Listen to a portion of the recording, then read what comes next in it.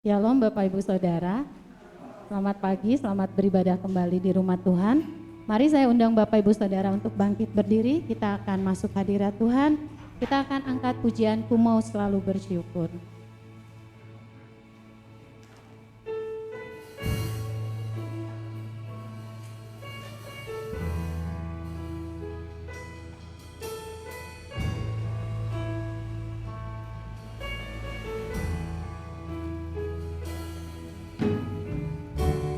Dengan apa ku membalas kasih-Mu yang ku terima dari-Mu? Dengan apa ku membalas cinta-Mu? Oh Yesusku, ku mau selalu bersyukur, selalu bersyukur. Kau Tuhan yang setia, yang selalu menopang. Ku mau selalu bersyukur, selalu bersyukur. Kau Bapa-Ku yang setia. Dengan apa aku akan membalas kasih Tuhan? Dengan apa ku membalas kasih-Mu yang ku terima dari-Mu? Dengan apa ku membalas cinta-Mu? Oh Yesusku, ku mau selalu bersyukur, selalu bersyukur. Kau Tuhan yang setia, yang selalu menopang. Ku mau selalu bersyukur, selalu bersyukur. Kau Bapa-Ku yang setia. Ku mau selalu bersyukur, ku mau selalu bersyukur, selalu bersyukur. Kau Tuhan yang setia, yang selalu menopang. Ku mau selalu bersyukur, selalu bersyukur. Kau Bapa-Ku yang setia. Ku mau selalu bersyukur, selalu bersyukur. Kau Tuhan yang setia, yang selalu menopang. Ku mau selalu bersyukur, selalu bersyukur. Kau Bapa-Ku yang setia, Kau Bapa-Ku yang setia, Kau Bapa-Ku yang setia. Kau Bapa-Ku yang setia. Kami bersyukur buat kebaikan Tuhan yang tak pernah habis di dalam hidup kami. Kami bersyukur buat kesetiaan Tuhan di dalam hidup kami. Dengan apa Tuhan kami bisa membalas cinta-Mu, karena cinta-Mu begitu luar biasa di dalam hidup kami. Terima kasih buat kesempatan pagi hari ini. Kami boleh beribadah kepada-Mu. Kami masih diberi kekuatan, kesehatan, baik kami yang hadir di gereja maupun kami yang ada di rumah. Terima kasih buat kami berkesempatan untuk memuji, meninggikan, dan mendengarkan firman-Mu. Hari ini Tuhan, kami mau menyiapkan hati kami mau memuji Engkau dengan sungguh-sungguh. Biarlah setiap pujian kami menyenangkan hati Tuhan. Terima kasih Tuhan Yesus, kami percaya di dalam ibadah ini Tuhan, kami mendapat berkat-berkat yang luar biasa yang daripada Tuhan. Terima kasih, kami serahkan ibadah kami dari awal, pertengahan, hingga pada akhirnya ke dalam tangan Tuhan. Ampuni segala salah dan dosa kami. Layakan kami Tuhan, di dalam kami masuk ke dalam hadirat-Mu yang kudus. Hanya di dalam nama Tuhan Yesus kami berdoa dan mengucap syukur. Haleluya. Amin. Mari Bapak Ibu kita masuk hadirat Tuhan. Datanglah ke bait-Nya dengan hati bersuka.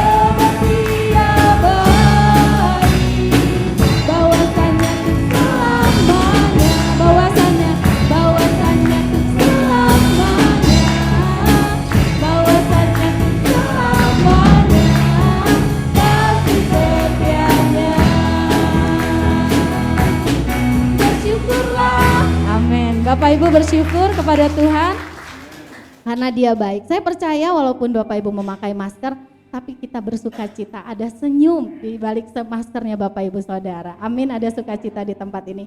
Karena kita punya satu sobat yang setia yang tak pernah meninggalkan kita. Ada satu sobatku yang setia.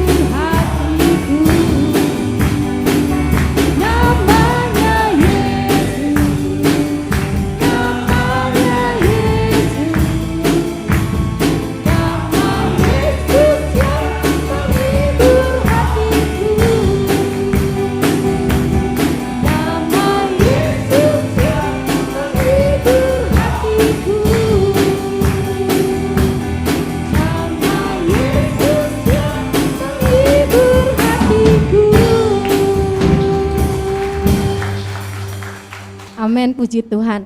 Hanya Tuhan Yesus yang bisa menghibur hati kita di tengah-tengah dunia yang semakin menakutkan. Tapi percayalah, musim berganti, silih berganti. Tapi percayalah Tuhan kita tetap sama dulu, sekarang, sampai selama-lamanya. Dia tetap mengasihi Bapak, Ibu, Saudara, dan saya. Sebentar kita akan mendengarkan firman Tuhan. Mari kita siapkan hati kita. Kita akan angkat pujian, musim akan selalu berganti. Tuhan yang selalu menolong hidup kita.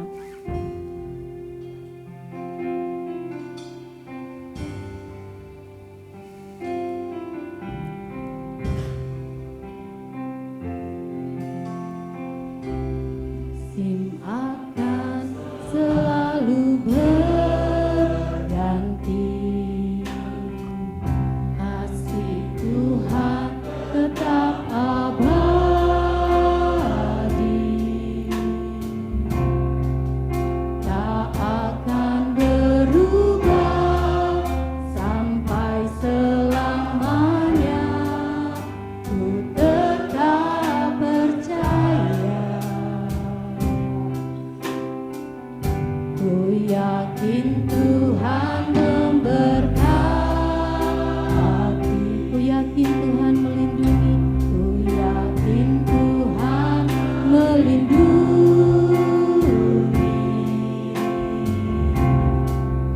Burung di udara Tuhan pelihara, karena kasih-Nya Tuhan selalu menolongku. Tuhan selalu menolongku, selalu menjagaku. Sehelai rambutku tak akan terjatuh tanpa seizin-Nya.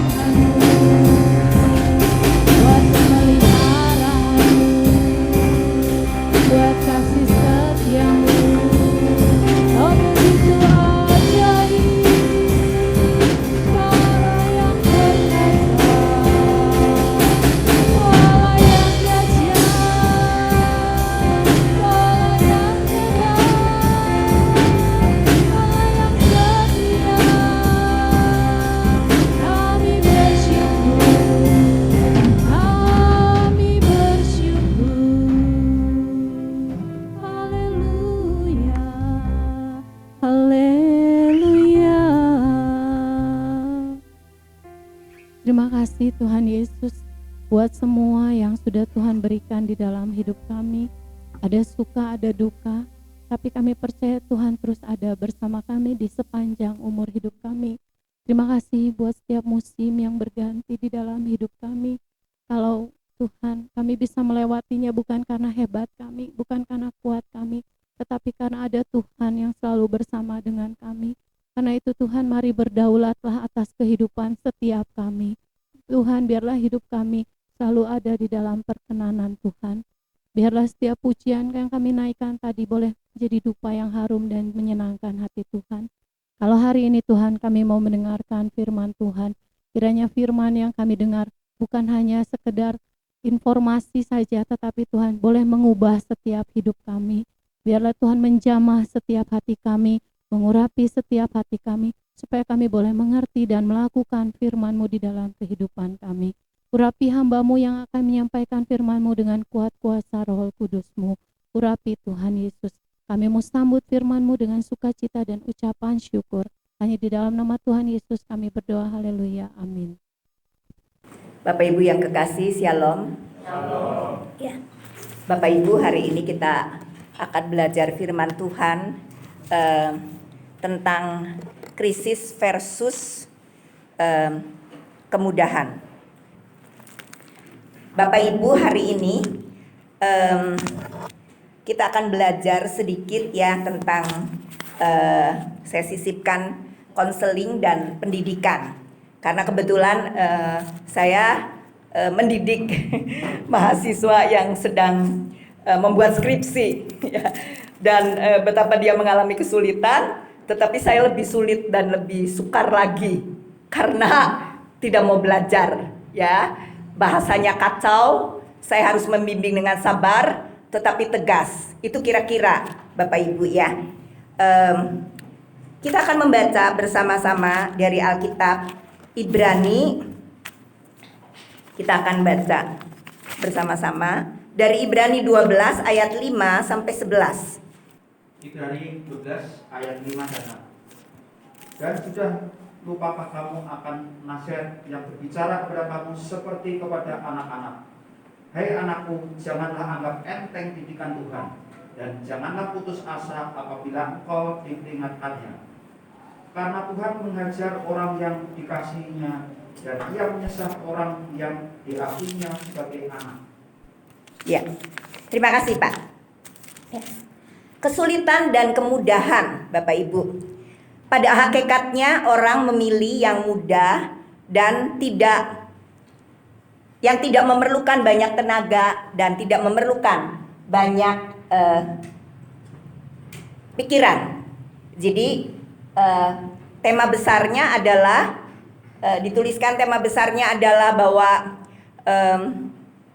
kesulitan dan kemudahan. Yang pertama kita akan bicara tentang kesulitan dan kemudahan. Nah Bapak Ibu, dalam mengerjakan sesuatu ingin yang tidak berat, ingin yang tidak sukar, ingin yang mudah. Orang ingin menjadi kaya tapi bermalas-malas ya. Ya, ingin dapat uang banyak tapi sebentar tidur lagi. Ya, sudah bangun pagi sebentar tidur lagi. Ya, mau mengerjakan skripsi seperti mahasiswa saya. Ya, nanti ada hari esok, ya, dikumpul masih 5 hari lagi, besok, lalu besoknya besok, lalu besoknya besok, ya, dan pada akhirnya ketika mau ujian besok baru dikumpul malamnya, ya, atau batas pengumpulan, bukan mau ujian, batas pengumpulan, akhirnya skripsinya awut-awutan, ya, dan kemudian bisa lulus, tetapi lulusnya dengan perbaikan mayor. Ya, dengan perbaikan yang sangat banyak. Dan seperti itu. Tetapi kita akan bicara yang ditekankan adalah orang tua. Bagaimana orang tua mengajarkan kemudahan-kemudahan kepada anaknya.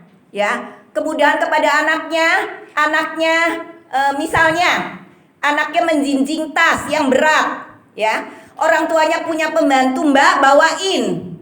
Padahal anaknya sudah kelas 3 SD. Punya supirnya membawakan. Kalau melihat anaknya teriak, itu supirnya harus mengambil buku-bukunya, harus membawa minumannya.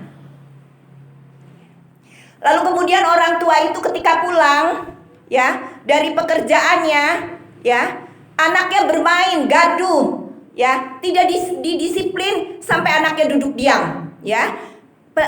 Pembinaan dini adalah dari usia 0 sampai 5 tahun. Anaknya lari kemana-mana, cuma bilang jangan ribut. Ayahnya pindah ya di tempat lain. Anaknya main ini main itu, nendang sini nendang sono, dibiarkan.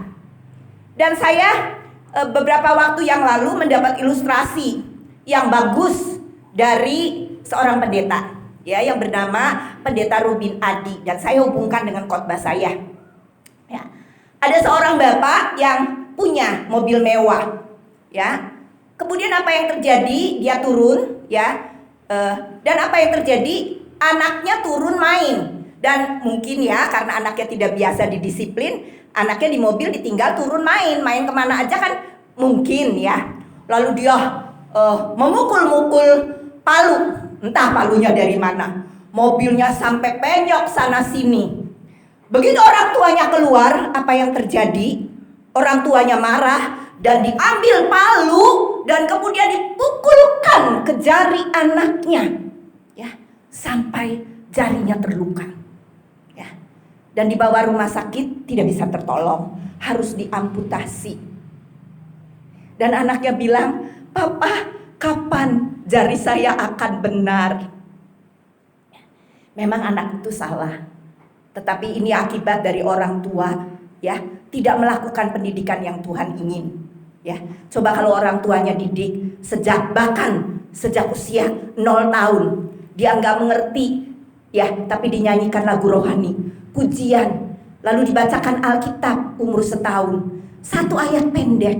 Umur 3 tahun dibacakan 1 tahun 2 ayat, 3 tahun dibacakan 3 ayat, 4 tahun 4 ayat, 5 tahun sambil ayahnya menunjuk. Lalu kemudian kalau anaknya main berantakan lari-lari, bukan ayahnya yang pindah, diberitahu untuk duduk yang manis, mengerjakan PR dan sebagainya, tidak akan terjadi. Bapak Ibu ya, kalau mobil itu rusak bisa dibeli kembali ya, bisa diperbaiki walaupun butuh biaya banyak. Tetapi tangan yang rusak ya, tidak bisa diganti lagi. Apalagi hati yang rusak. Ketika anak itu menjadi remaja, anaknya mengalami kepahitan karena cara mudanya ayah ya, memukul anaknya, memarahi anaknya ya. Lalu ada orang tua yang mungkin mengikat anaknya, mengeluarkan kata-kata kamu bodoh, kamu nakal ya, kamu tidak pernah mengalami kemajuan. Padahal itu adalah titik utamanya kepada orang tua. Dan kita masuk ke dalam bagian yang kedua. Apa hasil dari kemudahan dan apa hasil dari kesulitan? Sekarang ini segala sesuatu bisa dilakukan dengan mudah melalui HP, pesan makanan, transfer uang dan lain-lain pakai HP, dengan e-banking dan fasilitas yang lain mudah. Tetapi orang yang tua di masa COVID-19 ini dengan segala kemudahan itu ya, udahlah gampang lah ya. Lalu pesan-pesan dia nggak bergerak, ototnya kaku ya, akhirnya pegelinu ya, akhirnya apalagi bisa jantungnya kena stroke dan sebagainya, diabetesnya tinggi karena apa? Nggak bergerak ya. Waduh, ini makanan manis-manis enak-enak, tinggal pencet HP datang makanan hari ini, sore, besok pagi, malamnya, lusa, terus begitu. Nah Bapak Ibu, kita mau belajar dalam perjanjian lama. Allah mengasihi umatnya, tetapi Allah tidak memberikan kemudahan, malah Allah membawa umatnya kepada krisis ya. Pada peristiwa Eksodus, umatnya menempuh perjalanan dari Delta Hill ke Kanaan yang berjarak kurang lebih 250 km ya. Jarak ini pada waktu itu kan mereka berjalan ya, tidak naik mobil ya. Umpamanya jarak dari mana ya, dari Bandung, enggak lah, dari Garut ke Jakarta mungkin ya, atau dari anggap aja Bandung ke Tangerang ya, itu memerlukan waktu 250 kilo ya. Kalau suami saya sih 4 jam gitu ya, kalau yang kebut bisa 3 jam, suami saya 3 jam setengah lah. Tapi kalau menempuh perjalanan waktu itu dengan jalan kaki berarti memerlukan waktu semingguan begitu ya, atau ya barangkali berapa hari, seminggu ditambah berapa hari. Tetapi apa yang terjadi Bapak Ibu Saudara ya, perjalanan yang harusnya ditempuh hanya dalam tempo mingguan itu harus ditempuh 40 tahun. Dan di dalam perjalanan 40 tahun itu umatnya mengalami banyak kesulitan, banyak mengalami krisis, dan kadang-kadang mereka tidak punya makanan, mereka teriak, mereka mengeluh, Tuhan tidak menyayangi saya. Padahal Allah membiarkan kesulitan itu terjadi supaya mereka datang kepada Tuhan ya, supaya datang kepada Tuhan dan meminta pertolongan Tuhan yang selalu menolong umatnya. Melalui kesulitan-kesulitan, tantangan-tantangan, mereka seringnya mengeluh, seringnya marah. Tetapi justru karena umatnya dididik Tuhan itu melalui berbagai kesulitan, sakit, kekurangan makanan ya, dan sebagainya, kekurangan minum ya, mereka akan menjadi umat Allah yang tangguh. Mereka akan menjadi bangsa yang besar sebagai umat pilihan Allah. Mereka akan menjadi pemenang. Cara Allah mendidik ditulis di dalam surat Ibrani yang kita baca tadi ya. Hai anakku, janganlah anggap enteng didikan Tuhan ya. Janganlah anggap enteng didikan Tuhan, dan janganlah putus asa apabila engkau diperingatkannya, karena Tuhan menghajar orang yang dikasihinya dan ia menyesa orang yang diakuinya sebagai anak.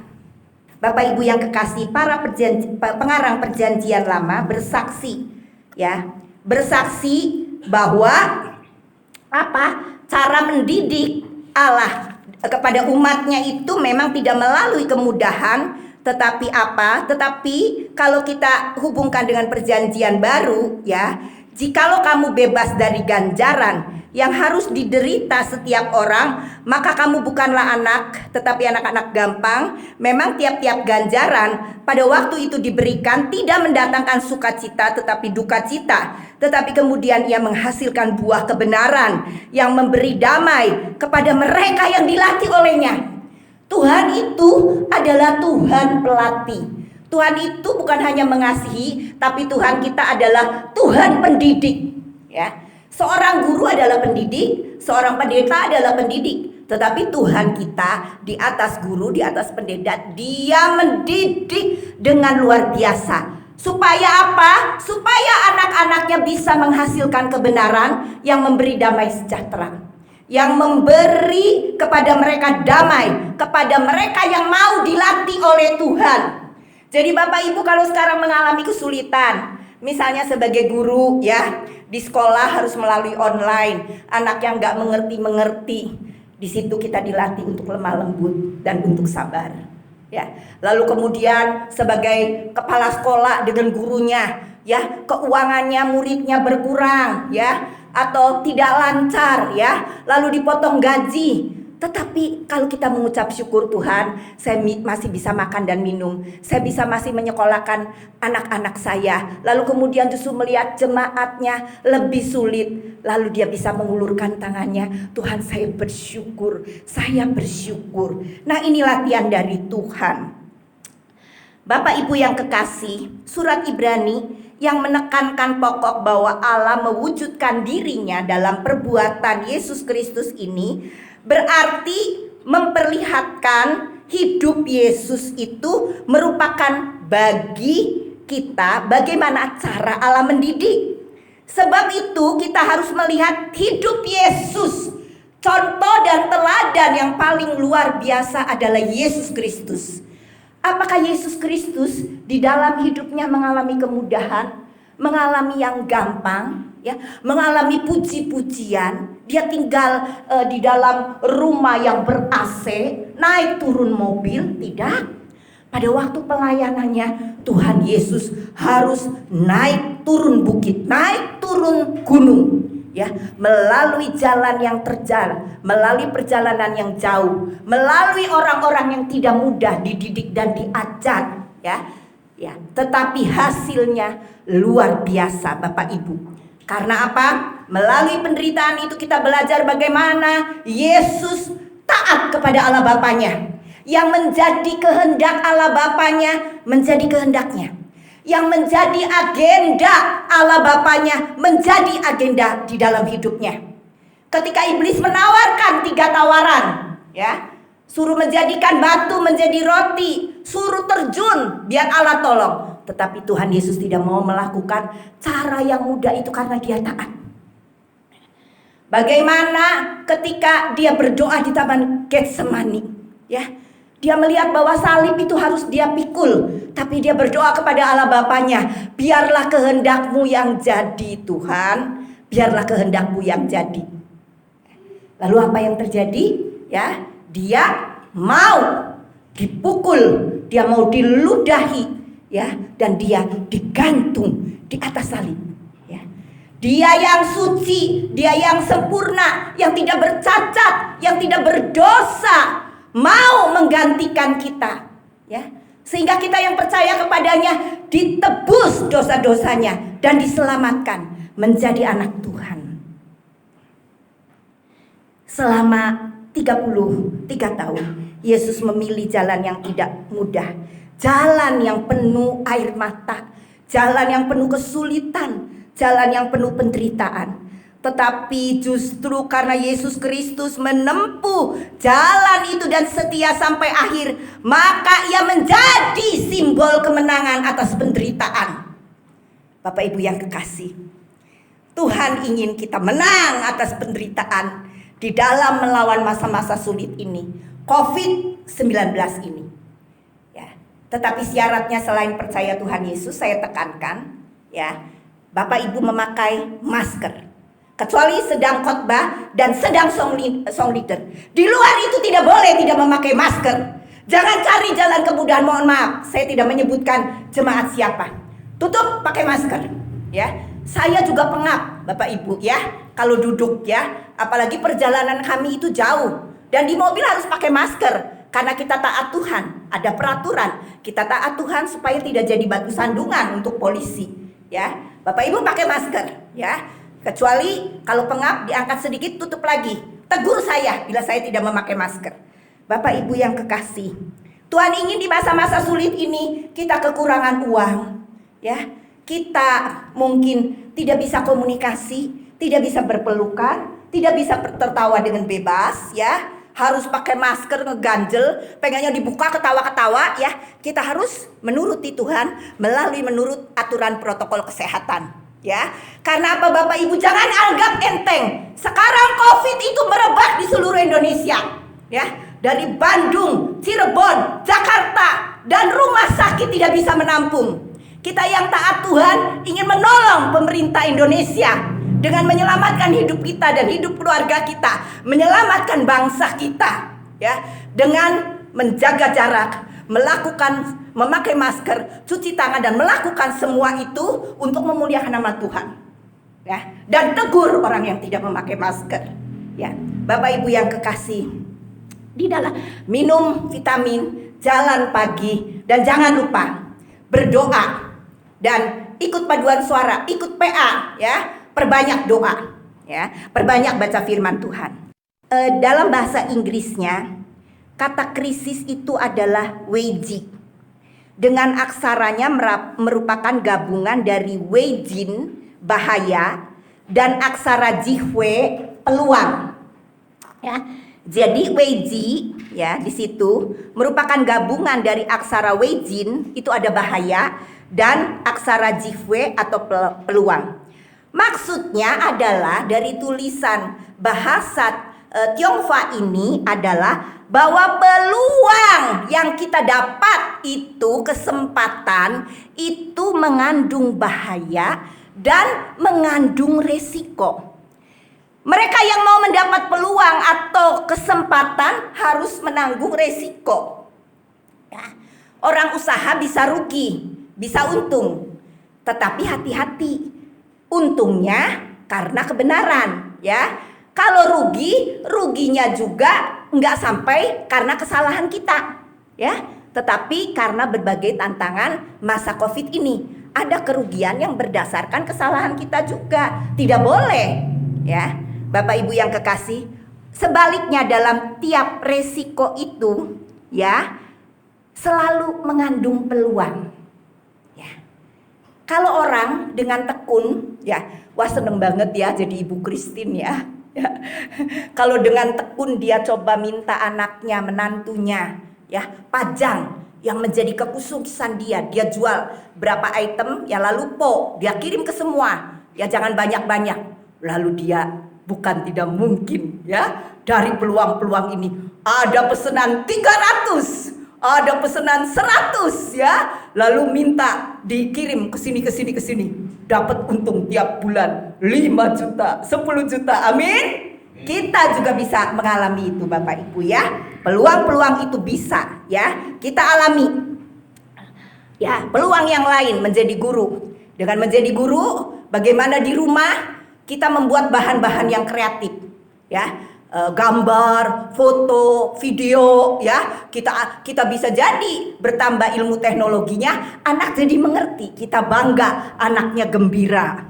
Bapak Ibu yang kekasih, kita harus proaktif, kita harus aktif, kita harus kreatif, ya, tetapi juga minta pertolongan Tuhan di masa COVID ini. Ya.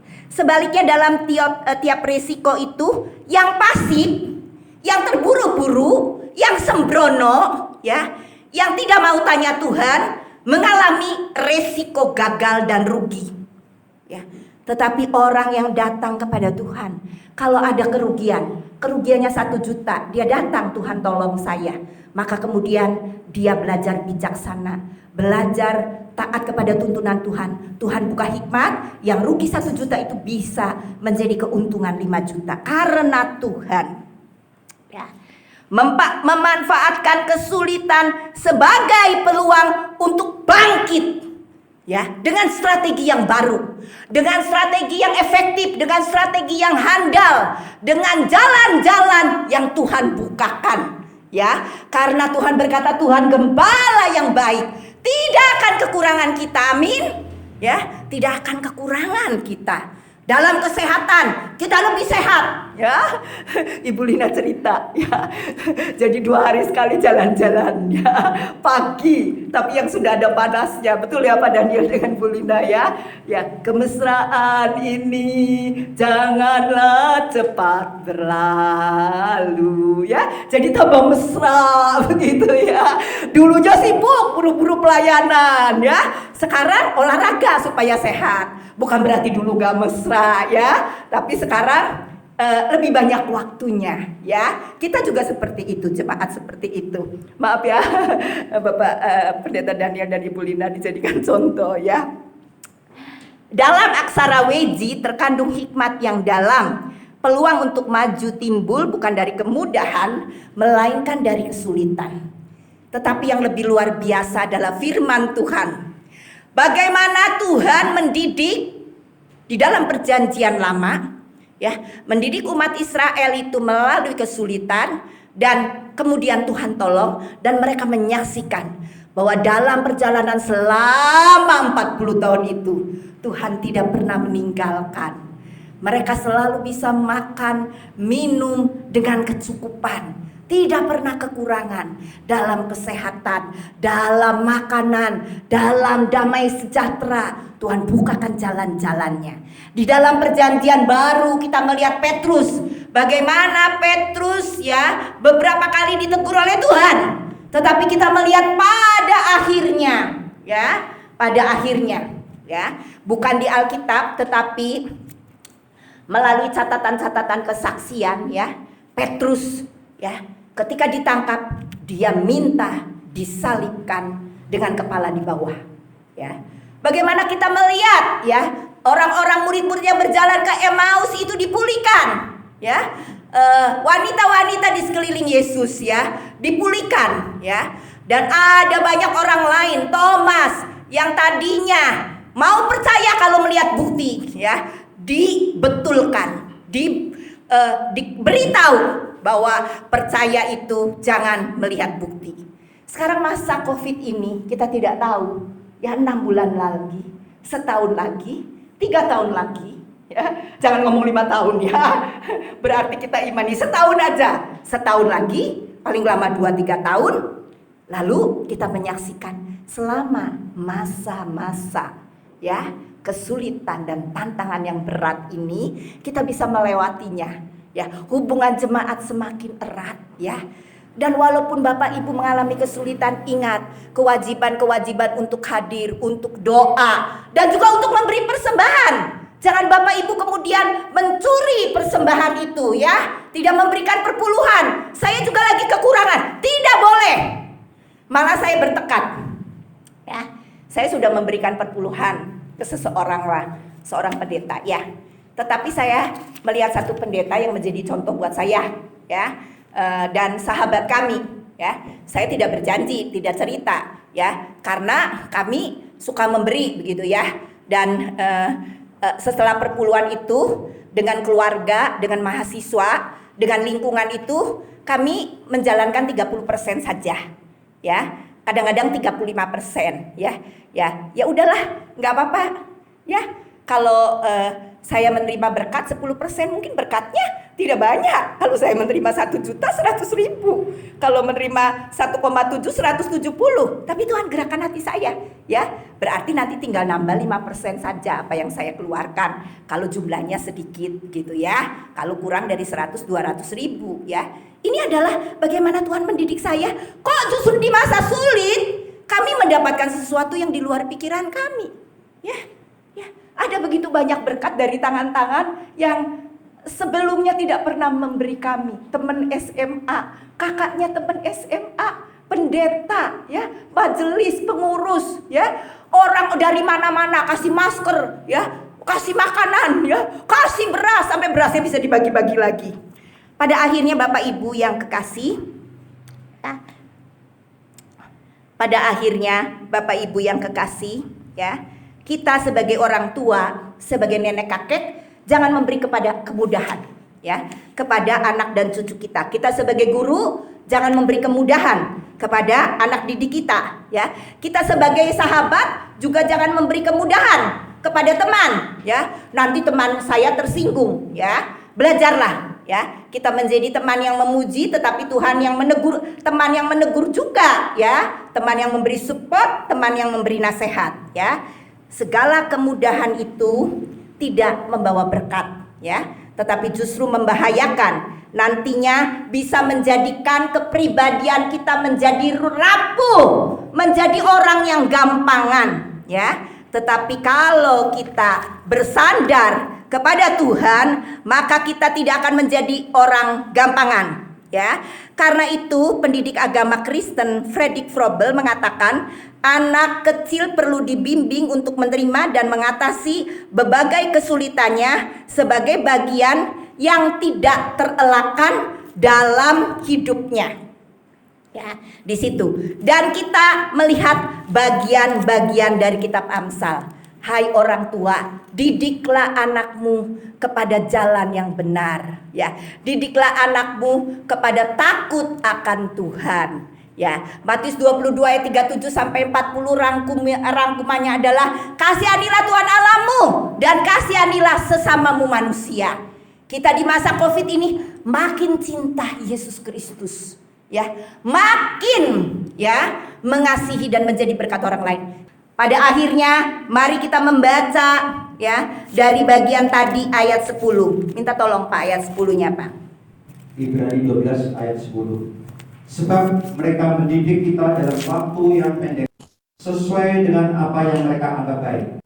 Tetapi Dia mengajar kita untuk kebaikan kita supaya kita beroleh bagian dalam kekudusannya. Iya Bapak Ibu, waktu ini pendek saja Bapak Ibu ya. Kita tidak tahu kapan Tuhan datang, tetapi kita harus berjaga-jaga. Dan ingat, kemudahan membuat kita lengah, tetapi justru karena cintanya Tuhan kepada kita, Dia tidak memberi kemudahan. Dia membiarkan COVID ini masih berlangsung.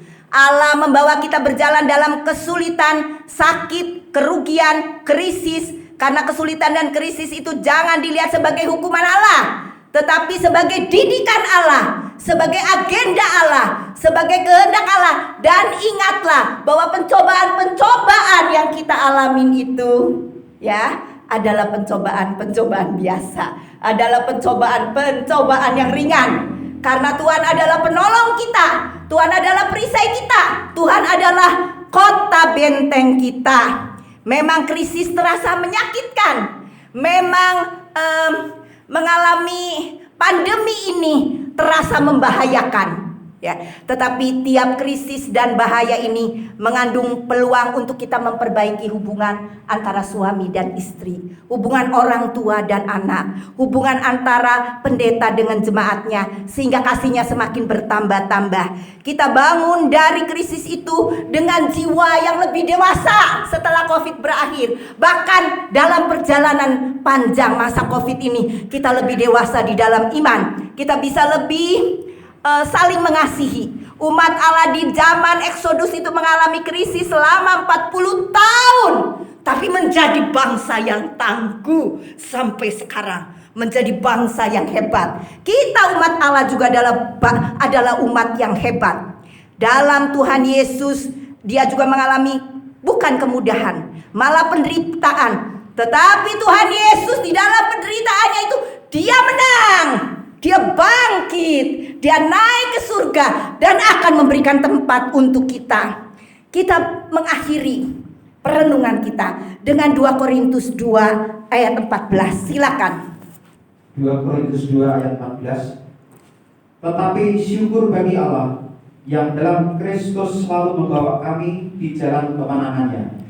Dengan perantara kami, ia menyebarkan keharuman pengenalan akan dia di mana-mana. Baik.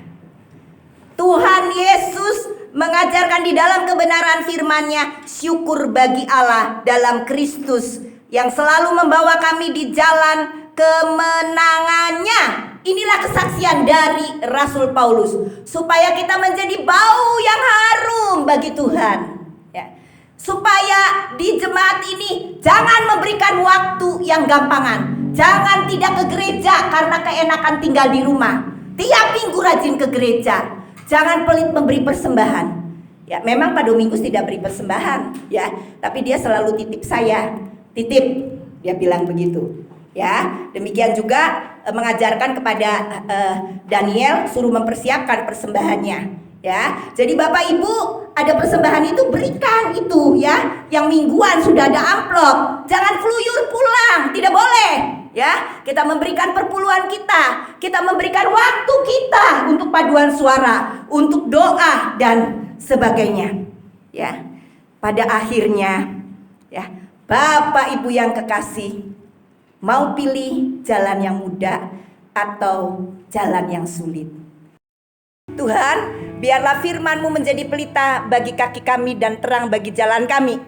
Dan kami mengimani di dalam kesulitan masa pandemi ini Tuhan, COVID makin merebak Tuhan, makin banyak.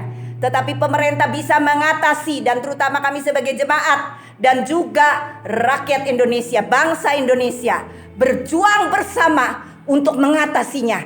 Dan kami bisa melewati kesulitan ini dengan hal-hal yang baik. Selama masa sulit ini kami lebih merenungkan firman Tuhan, kami lebih kreatif, kami lebih banyak memberi, kami lebih sabar, kami lebih saling perhatian, kami lebih sering, lebih fokus memuji dan meninggikan nama Tuhan Yesus. Dan kemenangan itu menjadi milik kami, karena Tuhan adalah jalan, kebenaran, dan hidup. Dan kami yakin kami tidak kekurangan apapun. Tuhan memberkati semua dari kami yang hadir, baik onsite maupun online. Dalam berkat Tuhan kami percaya ada damai, ada kesehatan, ada kekuatan, ada jalan keluar. Karena Tuhan adalah gembala yang baik dan kami tidak akan kekurangan. Dalam nama Tuhan Yesus kita yang percaya mengatakan amin. Terima kasih. Bapa di dalam surga, terima kasih kami pada pagi hari ini bisa memuji dan mengagungkan Tuhan. Kami juga Tuhan bisa mendengarkan firman Tuhan. Kami percaya Tuhan, apa yang sudah kami naikkan pujian kami boleh berkenan di hadapan Tuhan, menyenangkan hatimu, dan firman Tuhan biarlah masuk di dalam kehidupan kami, sehingga kami mengerti di tengah-tengah masa-masa yang sukar saat ini bukan membuat kami lemah, tetapi kami tahu bahwa Allah berdaulat atas hidup kami, atas jalan kehidupan yang kami tempuh, meskipun itu masa yang sulit, tapi Engkau tidak pernah meninggalkan kami sendiri. Terima kasih Tuhan. Kami berdoa buat saudara-saudara seiman kami yang sudah melayani. Tuhan memberkati pelayanan mereka semakin indah di hadapan Tuhan.